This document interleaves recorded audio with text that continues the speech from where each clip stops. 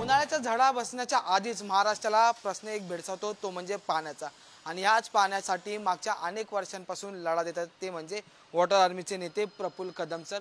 Sir, तुम्ही आज एक मुद्दा उपस्थित केलेला आहे की 11 लोकसभेचं आणि 46 तालुक्यांच्या पाण्याचा प्रश्न सुटेल असा मुद्दा अनेक वर्षांपासून तुम्ही लावून धरलेला आहे, पण याकडे अद्यापही कोणतेही सरकार जे ते लक्ष देत नाही। आणि त्यामुळे यंदा तुम्ही आवाहन केलंय की भारतीय जनता पार्टीला यंदा या वर्षीच्या लोकसभेच्या निवडणुकीत मतदान करू नका जर तुमचा पाण्याचा प्रश्न सुटत नसेल तर। काय नेमका मुद्दा आहे या ठिकाणी? गेल्या लोकसभेच्या निवडणुकीला 17 एप्रिल 2019ला अकलूजला झालेल्या पंतप्रधान नरेंद्र मोदी यांच्या सभेला भाजपचे मुख्यमंत्री देवेंद्र फडणवीस यांनी राज्याला एक माहिती दिली होती, एक घोषणा दिली होती की टाटा कोयनाचं पाणी आम्ही दुष्काळी भागाला देऊ।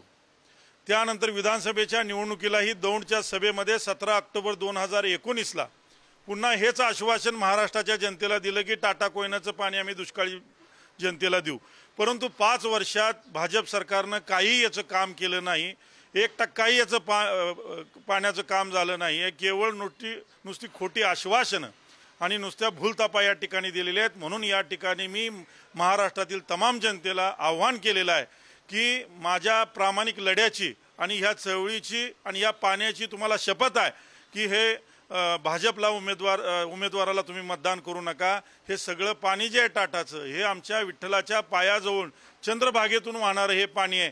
हे पाणी तुम्ही अडवलं, ह्या पाण्याकडे तुमचं लक्ष नाही, ह्या शेतीच्या पाण्याकडे तुमचं लक्ष नाही। आणि ह्यामुळं हे अत्यंत सात्विक पद्धतीनं आम्ही महाराष्ट्राच्या जनतेला आव्हान करतोय की भाजप उमेदवाराला मतदान करू नका। 14 लाख हेक्टर जमीन जी आहे ती ओलिताखाली म्हणजे उजनीखाली येणार आहे। त्यामुळे नेमका आता हा प्रश्न कुठे अडला आणि तो कधी सोडवला जाणार आणि त्यानंतर महाराष्ट्रातला पाण्याचा प्रश्न मिटणार की नाही हे पाहणं महत्त्वाचं ठरणार आहे।